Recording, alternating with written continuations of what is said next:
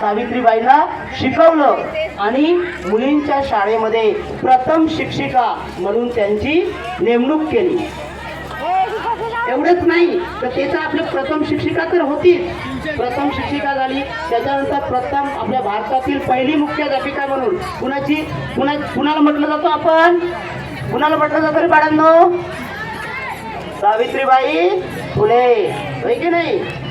बघा, आज सावित्रीबाईंनी शिकलं आणि मुलींना शिकवलं म्हणून आज प्रत्येक क्षेत्रामध्ये स्त्री ही पुरुषाच्या खांद्याला खांदा लावून प्रत्येक क्षेत्रामध्ये कार्यरत आहे. मग राजकारण असो, कला असो, क्रीडा असो, असं एकही क्षेत्र सुटलं नाही.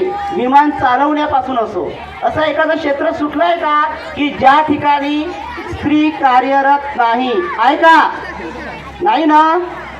कारण आज पुरुषापेक्षा स्त्री ही एक पाऊल पुढे आहे. बघा, 10वीचा रिझल्ट असू द्या, 12वीचा रिझल्ट असू द्या, कोणती स्पर्धा परीक्षा असू द्या, त्या मुलांपेक्षा मुली पुढे आहे. आणि आपले मुलं काय करतात, शाळेतून घरी आले की चाललं दप्तर फेकून दिलं, चाललं पतंग उडवायला, नाहीतर क्रिकेट खेळायला, होय की नाही?